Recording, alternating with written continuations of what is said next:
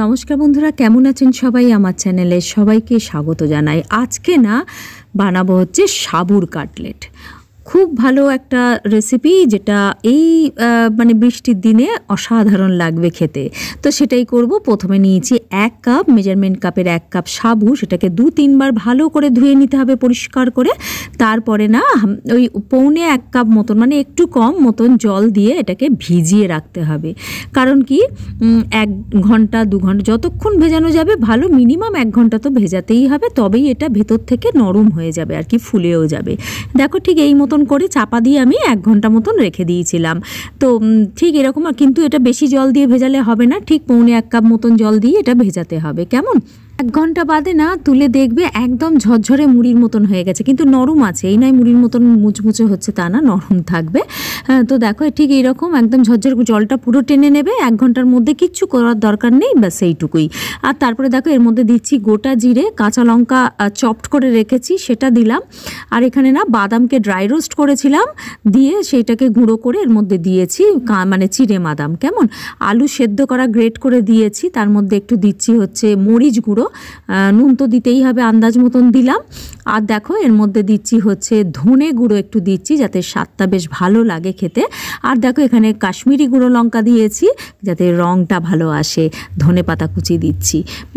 দিয়ে খুব ভালো করে মেখে নিতে হবে। জল কিচ্ছু লাগবে না, তেলও লাগবে না, কিচ্ছু লাগবে না, শুধু জাস্ট ভালো করে একদম নিচে থেকে ওপর থেকে ভালোভাবে মেখে নিতে হবে। ঠিক এই মতন, বেশি চটকানোর দরকার নেই, জানো তো, জাস্ট একটু মেখে নেবে ব্যাস। হাতে করে তোমাদের মনে যেরকম ইচ্ছা আসবে সেই মতন তোমরা শেপ দিতে পারো। আমি এখানে একটা ছোট ছোট কাটলেটের মতন শেপ দিয়েছি, বেশ ভালো লাগছিল দেখতে। দেখতেও তো ভালো লাগতে হবে, তাই না?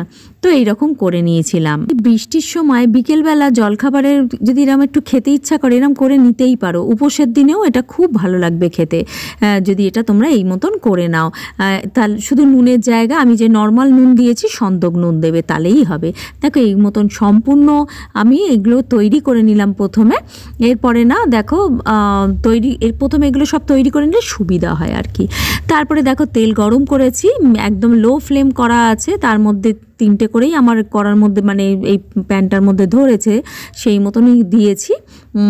তোমাদের যদি একটু বড় প্যানে করো তাহলে সেই মতনও করতে পারো, 4-5টা একসাথে দিয়ে দিতে পারো। কেমন? দিয়ে বেশ ভালো করে মিডিয়াম ফ্লেমে এটাকে ভেজে তুলে নিতে হবে। ভীষণ ভীষণ মুচমুচে, মানে অদ্ভুত খেতে ভালো লাগবে। তোমরা এটা করে দেখো।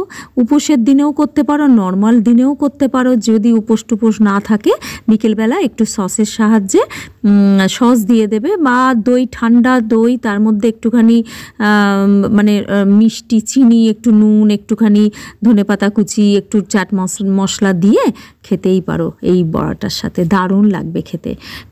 ব্যাস মচমচে করে বাদামি রং করে ভেজে তুলে নিলাম। আরও একটা কথা বলছি, যদি এটা মানে নিরামিষের দিনে খাবো মনে করো, তাহলে সন্দক নুন দিয়ে করো। হ্যাঁ, তাতে করে মানে ভালো হয় আর কি, এমনি নুনের থেকে দিতে হয় আর কি।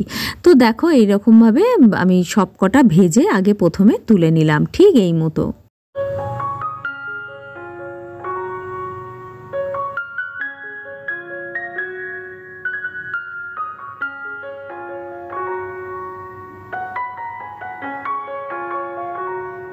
ভাজা কাটলেটগুলো না একটা টিস্যু পেপারের ওপর তুলো, তাহলে যতটুকু এক্সট্রা অয়েল একদম ওটা অ্যাবজর্ব করে নেবে। তো দেখো এই মতন করে ফেলো। ভীষণ ভালো, ছোট বড়, বাচ্চা বড় সকলের দারুণ পছন্দের খাবার কিন্তু এরকম ভাজাভুজি খাবার। আর এরকমভাবে যদি করে দাও, কেউ তো বুঝতেই পারবে না কীরমভাবে করলো। আর আমি এতে না মানে রসুন ছাড়া আর কি, রসুন ছাড়া নিরামিষ বলতে পারো চাটনিটা তৈরি করেছিলাম। এই রেসিপিটা আমার চ্যানেলে দেয়া আছে। দেখো এরকম মচমচে হয়েছে, ভেতরটা একদম দারুণ খেতে হয়েছিল। আর এটা যখন এই দানাগুলো, মানে সাবুদানাগুলো মুখে পড়বে না একটা একটা করে মুচমুচে, কি যে ভালো লাগবে কি বলবো। কেমন লাগলো গো আজকের রেসিপিটা? জানাতে আমাকে ভুলো না। কেমন? আজকের মতন তাহলে এইটুকু থাক, কাল আসছি নতুন কোনো কন্টেন্ট নিয়ে।